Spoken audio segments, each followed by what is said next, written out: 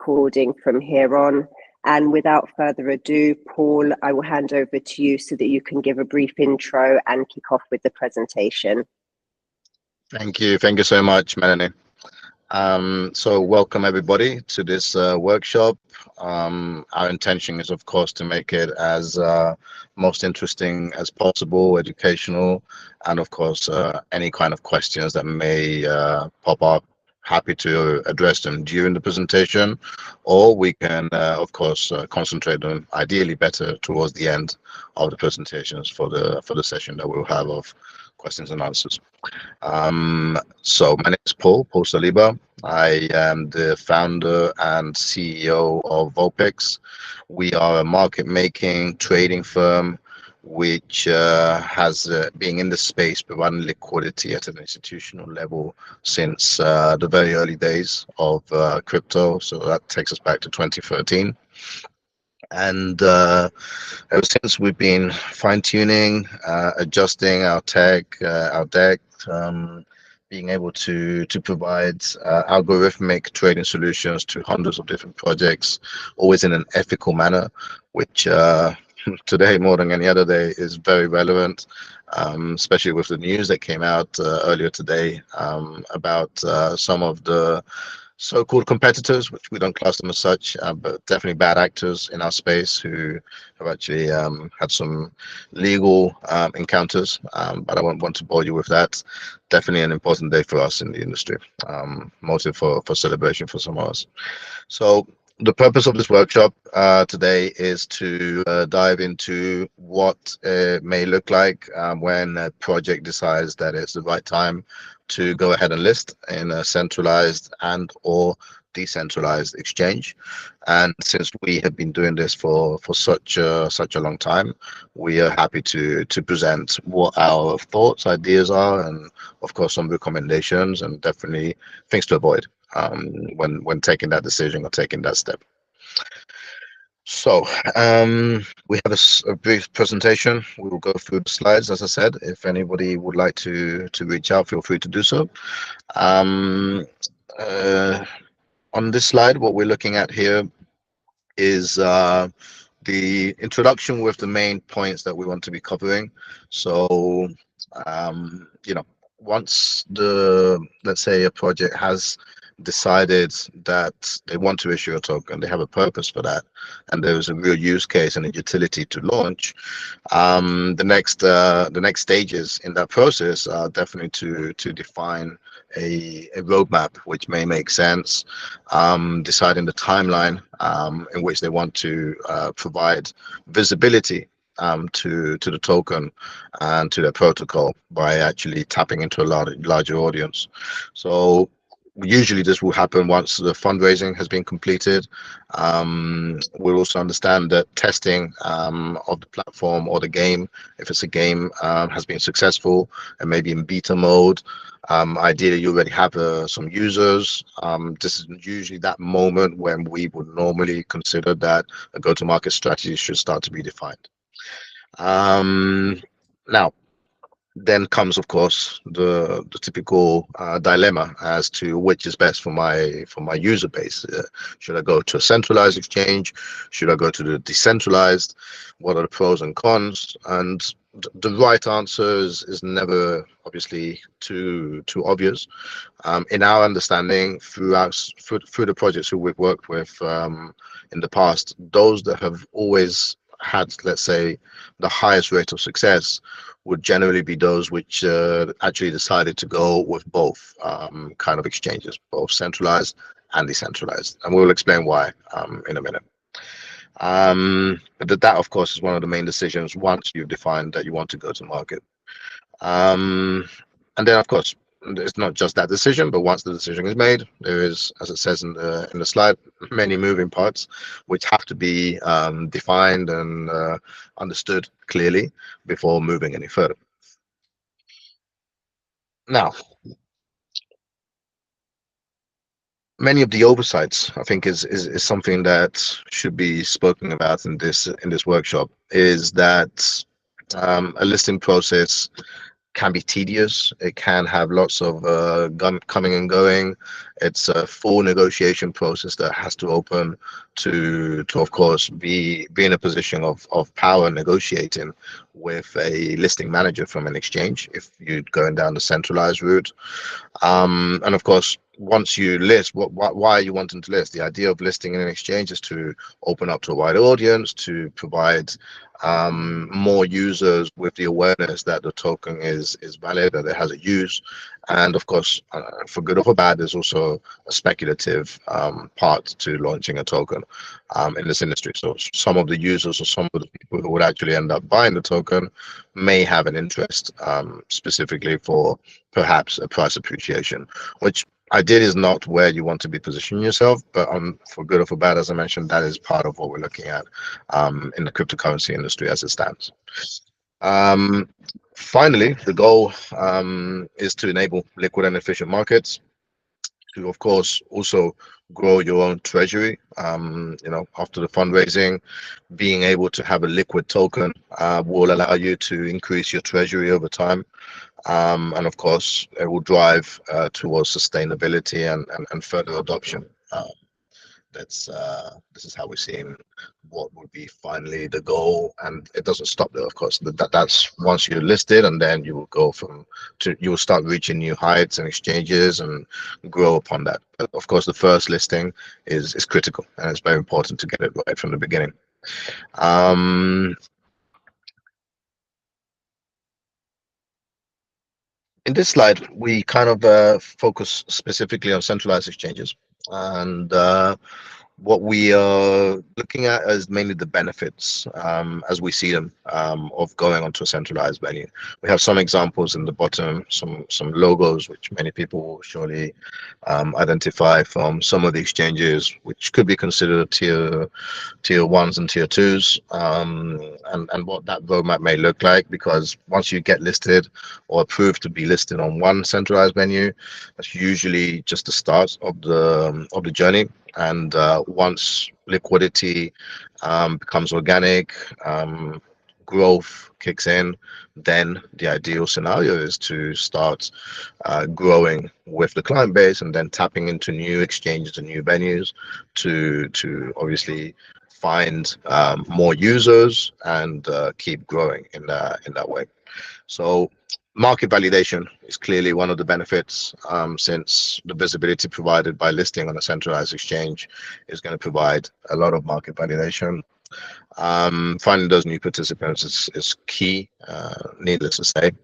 And of course, also other benefits that are worth mentioning are the compliance clarity, since users that trade or clients or customers from a centralized exchange would have to pass KYC, know your customer. So they would have to be identified.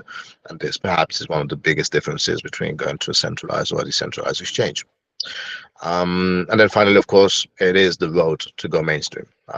It's all good to have a project, to have an idea and a concept, but once you go to market and there's a real case and people can actually trade the token, it's definitely the first step in a longer journey, which in our understanding, has to be conducted very carefully, especially from the beginning, because many projects would succeed or would fail based on the strategy and the decisions which are made by choosing the right venue to list. When it comes to choosing the right venue, we see different strategies generally, whereby some projects, some projects would consider listing simultaneously at 3, 4, 5 venues. Generally, those are projects which are very well funded and need to make a splash when they come to market with their go-to-market strategy, and therefore adopt that kind of strategy. It has worked. It doesn't always work. We stand behind decisions that token issuers make, and we obviously provide the services and the liquidity required.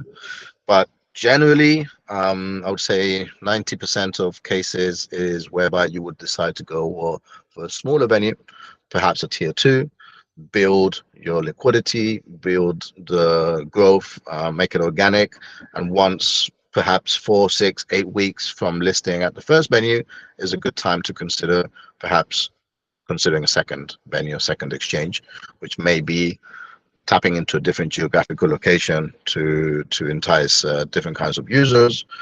May have more of an institutional approach if that's what you're seeking. Um, and this is how we would normally see it. And it's also recommended to do that way due to negotiating listing with listing teams. They would have some metrics already on your project and will be able to understand, and you'll be able to negotiate in better terms generally the listing of on a new venue once you already have passed on to the first step. Um,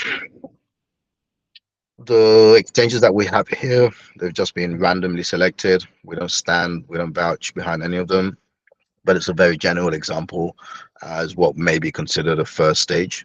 So you could be looking at MEXC, Get, and then the exchanges that you would find on your right side, the Binances, the Bybits, the Coinbase, Kraken, would be considered bigger venues, bigger exchanges, which may be harder to list on a first instance, but would be kind of like the target for a project to look up for, right? And of course, if we focus onto the DEX side, the benefits and the role and importance of listings at a DEX, we would identify these to be mainly the ones that can be seen on the slide.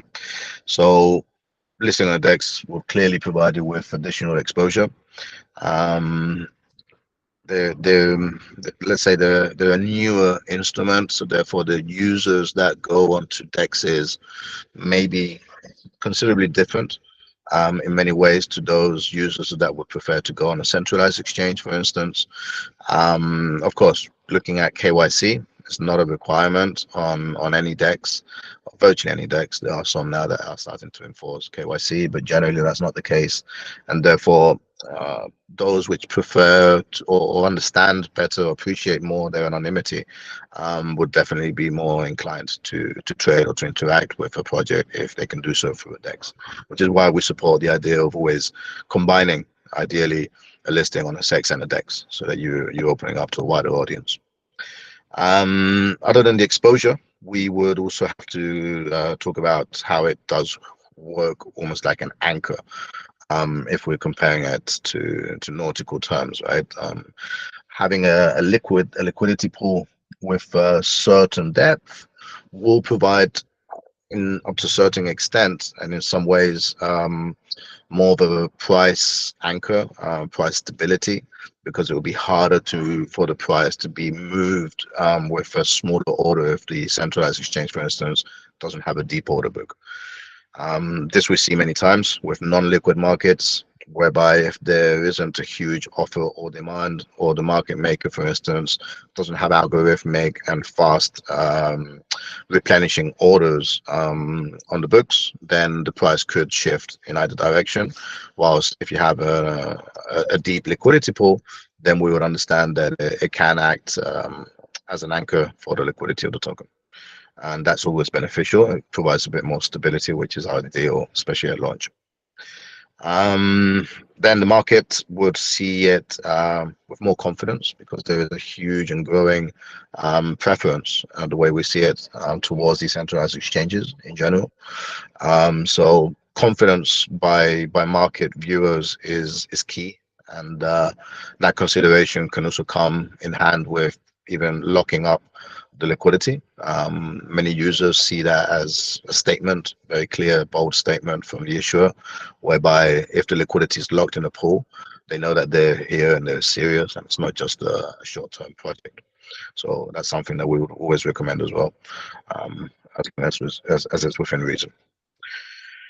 Chain compatibility is clear also. Sometimes the compatibility may be a problem, because the chain chosen due to technical implications may not go in line with the liquidity of the volume that you may experience in some DEXs.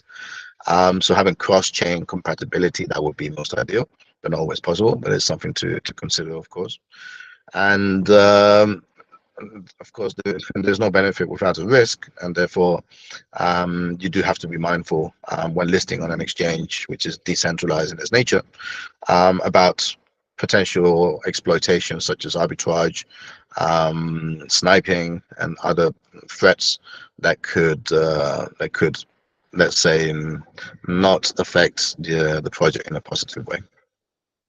Likewise, there's some examples below in this slide with some logos of some of the dexes where we work or have worked by providing liquidity to some of the token issuers who have us as partners, and they've been randomly chosen. We don't stand behind them necessarily, but it's just 5 examples of some of the bigger dexes out there. Choosing the right venues. Well, I think we've almost covered this up until now. I may have anticipated this slide somehow. But of course, it's super important to be able to choose the right venue, and you need to take different factors in consideration when making that decision. Things to avoid, of course, what would be considered a red flag is to try as much as possible to stay away from what would be considered fake volume. Unfortunately, there is a lot of that in this industry. It's virtually impossible to find an exchange these days that is reporting the exact volume that their traders or users are having. But that has to be taken always with a pinch of salt. So there is big differences between different exchanges, and some will be more, let's say, authentic when reporting the volume. And it's important. It's an important metric. Faking volume in the end is just in detriment of users. So it's just going against the expectations of a user. If you expect to be able to open or close a position, buy or sell a token, and you've been told that the volume is higher than what you can actually then experience when you are trading, it's not going to help to be able to or facilitate to be able to open or close that position, and therefore the implications are very negative. And other red flags that we commonly see are the blocks of being able to withdraw tokens. This happens when, especially with smaller exchanges, where they have to apply blocks which have to then be manually lifted. This happens because they may have cold storage solutions, and there's actually a manual implication. Somebody running with a pen drive to unlock some tokens from a cold storage. It's not that common these days, but still some venues, this is something that you clearly want to stay away from, because time is precious in this industry, like in any other one, and this is something that wouldn't help on the day-to-day operations. And then unreliable APIs is something clear too. API reliability is super important and has to be taken into consideration. Cost and time frame. Understand the listing process, and fees and timelines is something to consider. Reputational risk, of course. The reputation is key for some of for the majority of venues, and it has to be taken into consideration.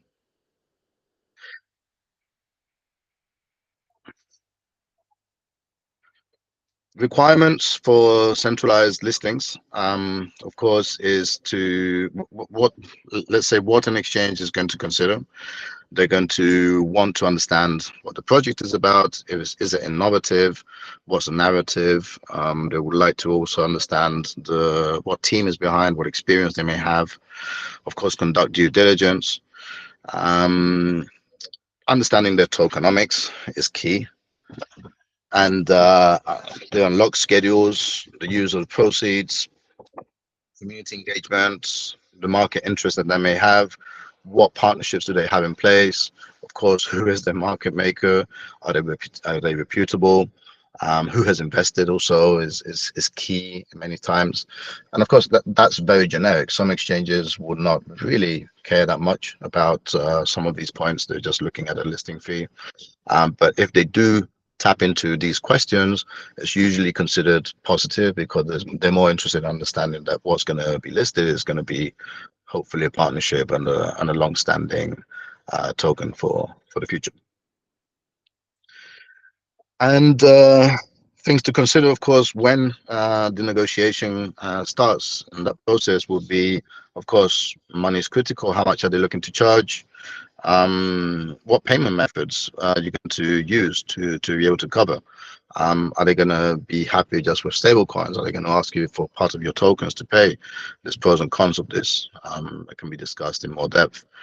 And some of the other points which are required here to understand would be, of course, the KPIs that are going to be in place, then deciding how many exchanges to decide to go for is also very important. But we've covered this already earlier, and the timing, of course. There's nothing like being able to understand and have a clear roadmap, and then be able to stick to that roadmap in order to guarantee the highest level of success.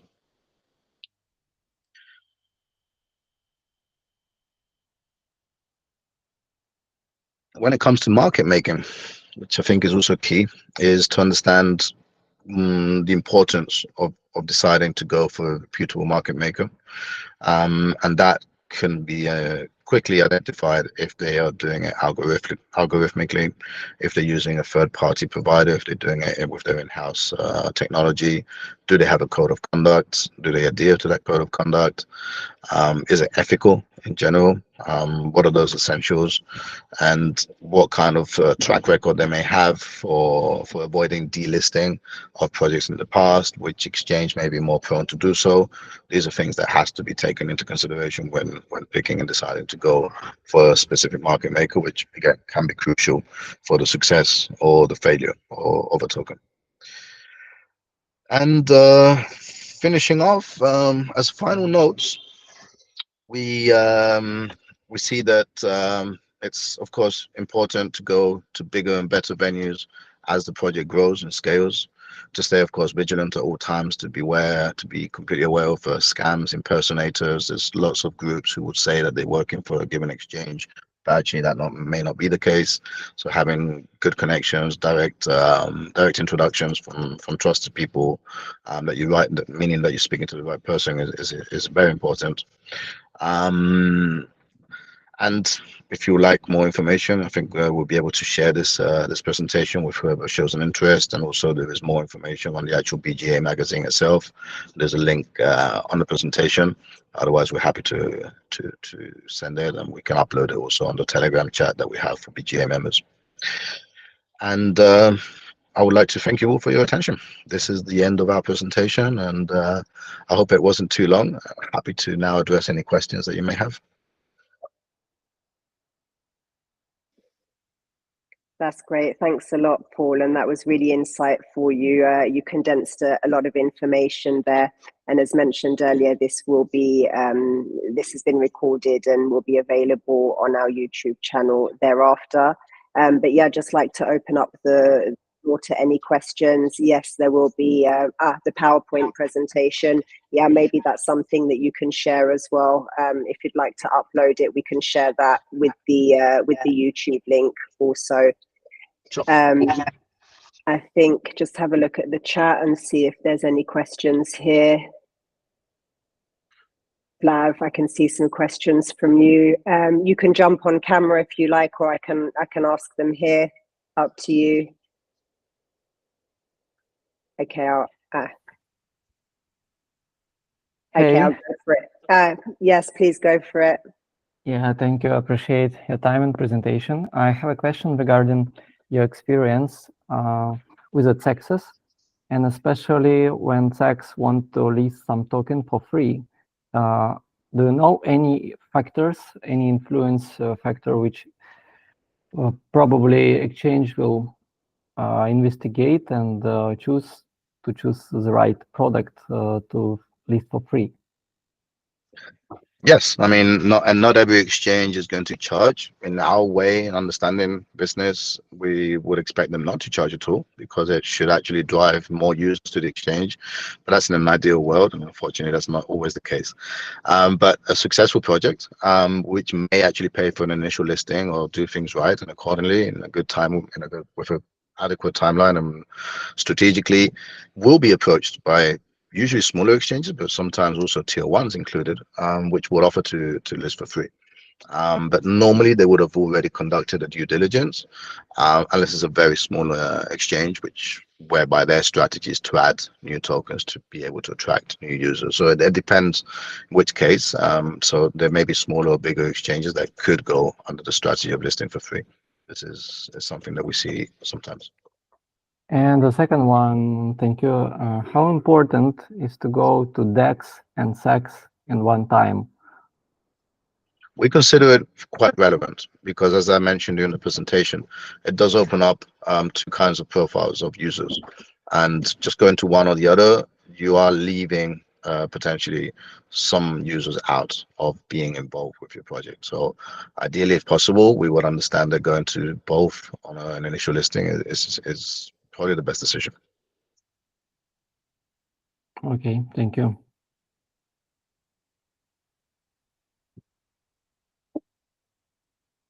Yeah, Pedro, please go for your question. Hello. First of all, Paul, thanks for the presentation. Quite insightful. I have a couple of questions. One is actually also related to DEX and SEX. So, I mean, we are currently also in the process of launching our token.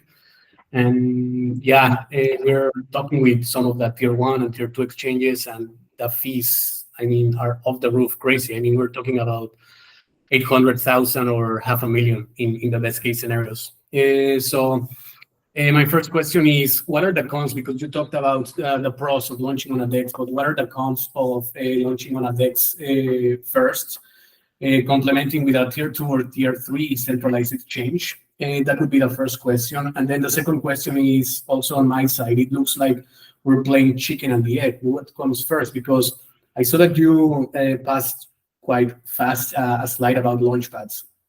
And we're also considering going launchpad in our process. But a couple of years ago, it was more on the, okay, let's go for a launchpad. And then we raise some money, and then it also will help us to get the listing done. But nowadays, one of the requirements for the launchpads, especially the tier 1 launchpads as well, is what is a token that tier 1 exchange that you have closed. So it kind of looked to me chicken and the egg, because on one side, the amount of capital that the listing fees are incurring is massive. It's not something that it can be covered quite easily. But at the same time, it's becoming a requirement to get listed on a tier 1 launchpad. So what are your takes on this? Very good question, and I completely agree with you. The chicken and the egg is going to be there, and there's no direct answer. There's no clear answer on that. Ideally, you want to understand what your community, where is your community, is very important. How do they perceive centralized or decentralized exchanges is key. And again, if you have to, you can decide just to go for one or the other. Ideally, you would go for both to not leave out potential users, which may drive adoption and increase the time to shorten, in this case, the time for the time to success, the road to success, trying to say. Launch pads can be beneficial, but also can be detrimental. We see it like a two-sided sword. Because unfortunately, if you understand the business model of a launchpad, they are trying to find a good deal for their user base generally. Okay, some will be very focused and let's say more specific to perhaps a given vertical within blockchain. Let's say, for instance, gaming, which is what we're focused on today.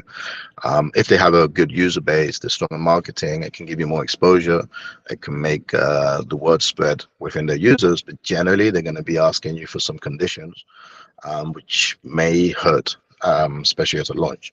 You may have to return the funds that they provide you with initially. They may have to want to block you into a certain price level, which may be below the actual launch, and then drive your price towards closer to what they managed to deal. Depends how it's structured, how you know how to negotiate the terms with them. It can be good or it can be bad, but many times it goes wrong, unfortunately. But not all of them are bad. Okay, there are some launch pads which may be better than the others, like everything in this world. But it has to be something to take into consideration and be extremely careful, because again, it can be quite negative in some cases. This is how we see it. I'm hoping that answers both your questions, but please let me know if it doesn't. Yeah, thanks. And I mean, yeah, it's quite clear. Just would you still go with, let's say, a DEX plus a tier 2 or tier 3 exchange, and then considering the time frame that you gave, 6 or 8 weeks later, go and seek for that tier 1 exchange? Generally, I mean, you can't have a solution for every project. Every project has to be looked at in depth and understand it better. Look at your tokenomics, look at your unlock schedule, look at your users. There's many moving parts, but generally speaking, we have found statistically that launching, unless money is not a problem, hopefully that is the case. But if money is a problem, in that case, tier 2, tier 3, smaller venue where you may be looking at 25, 50K perhaps as a listing fee, combined with a DEX where you can support the liquidity by having a deeper pool, is usually a good combination to get started. And it also allows you to test the water, see what kind of feedback and what users are seeing. If that works well, you're not expecting that to be huge, but if it worked well, it's stable and it stands where it should, that's a good starting point to then grow upon that. Awesome. Thank you. You're welcome. Couple of questions in the chat as well. First one, how to identify exchanges with fake volume. Okay. We should part from the basis that the vast majority is not real.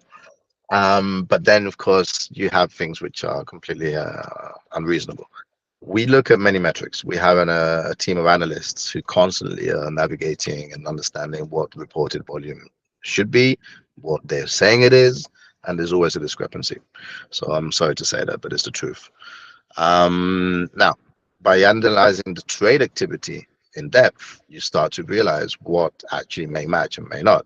But simple metrics like a spread and a depth on a given order book for a given instrument on any venue is quickly going to tell you how credible that may be. And I'll give you a clear example. If you look at any token, XYZ, against a stable coin, and you see that the spread is 2, 3, 5% wide, and there's no depth in the book, meaning that it's just a few $100, yet they're reporting that in 24 hours, that given instrument has traded tens or hundreds of thousands of dollars. Excuse me, but that's completely impossible. That just doesn't happen. And then, of course, there's some instruments which, if you compare to stock markets, for instance, they seem to be claiming to have more volume than Tesla shares. We're seeing all sorts. So everything has to be taken into consideration. Some important percentage on many exchanges will be off. The bigger the exchange, the less likely it is for them to go too wide when they report their volume. But smaller venues, unfortunately, they want to rank up with aggregators usually, and to do that, they're measured by volume. So they're trying to beef up and show something that's not really the case. And ultimately, the problem is that if you go and you try and trade into a market which isn't as liquid as it's claimed to be, you will simply not get the price of reference. You will not be able to close, buy or sell at the mid price or the price that's being shown to you. Slippage kicks in, and all of a sudden, if what you thought you were buying at 10, you may actually be buying at 12 or higher. Thanks for your answer on that one. And one more question here. Does it make sense to consider working with a market maker after releasing a token? No, I would always recommend that you have a market maker who you can trust, who is aligned with your interests, and you should be working with them ahead of listing. Listing without a market maker is pretty suicidal, in our opinion, because there's a bunch of things that should be aligned and should be prepared to make sure that you can maximize the opportunity of succeeding with the launch. Changing a market maker is, of course, something that happens a lot. So you may not be satisfied, they may not be meeting your requirements, your expectations may be different, and of course, you're completely free to shop around. But you would need, in most, if not all cases, in our opinion, to have a market maker holding your hand and helping you navigate both the listing, the go-to-market strategy, and of course, the moment of going live.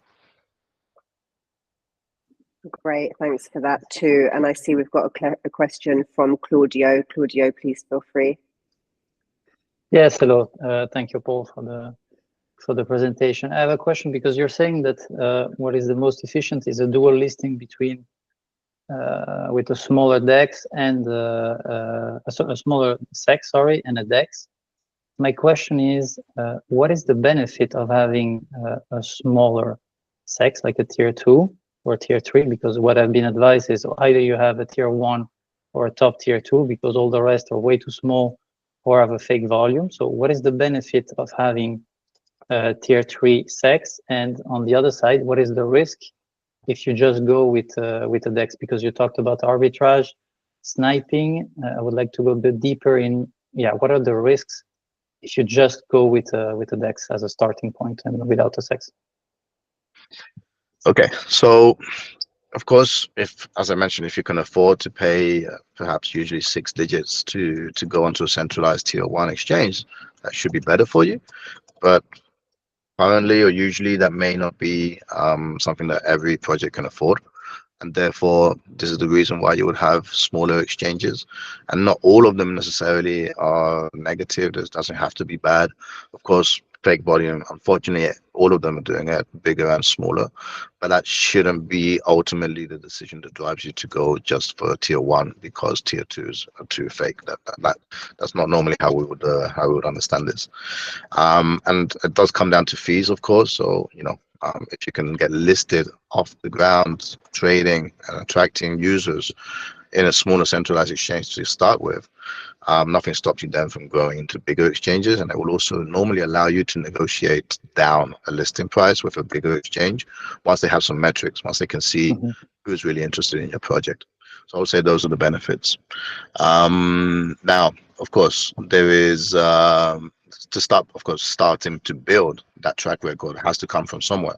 But again, if your community is very decentralized in general, if you know very well your community and they're very decentralized in their way of working or their way of understanding blockchain, then a DEX listing alone could be sufficient. You don't necessarily need to go to centralized exchange.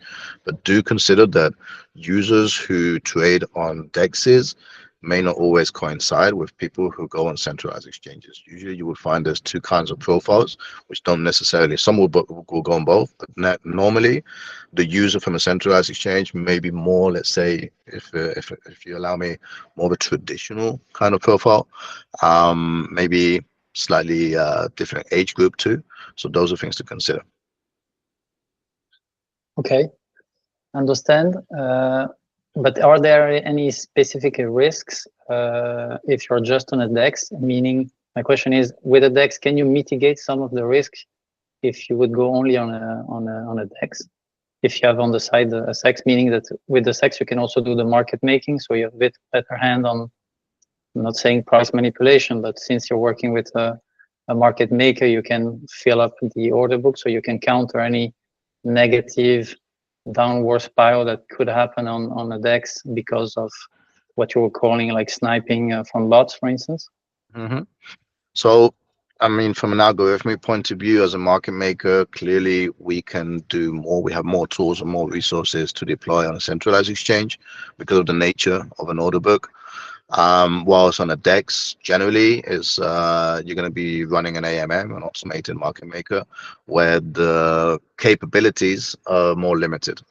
So it means that you will not be able to defend yourself from, for instance, a given specific attack from sniper bots, and there are obviously some additional risks. So being able to have both in combination allows you to have, let's say, more resources and tools available in your power to mitigate some of those risks that you may encounter. Okay, and sniper bots, could you explain how it works exactly, if you have time?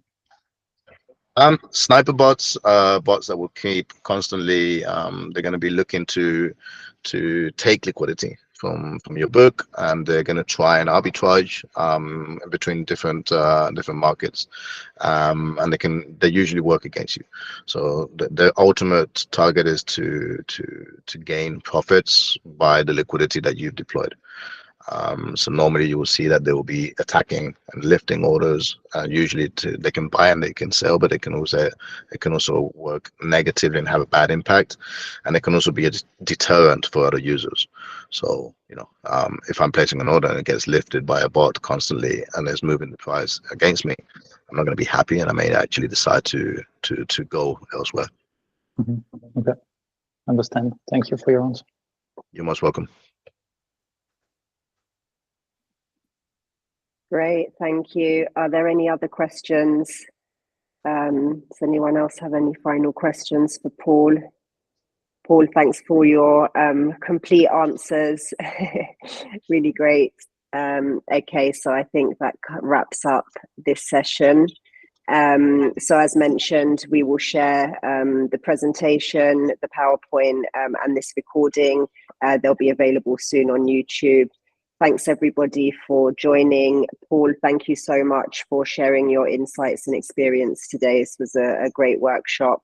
And I'm sure people can also contact you in the BGA Telegram group as well if they have any further questions or want to discuss anything else with you. Thank you so much. It's been an absolute pleasure. Always happy to help. We're members and sponsors of BGA, so if anybody wants to reach out, we're usually available, or we can book a slot to jump on a quick call and discuss anything that may be related to what we do. Thank you for having me, Melanie, and it's been a pleasure. Thank you very much. All right, thanks a lot. Thanks everybody. Have a great day, afternoon, and look forward to seeing you again soon. Thank you Thanks, for Paul. everything. Thank you. Thank you. Bye-bye. Bye. Bye.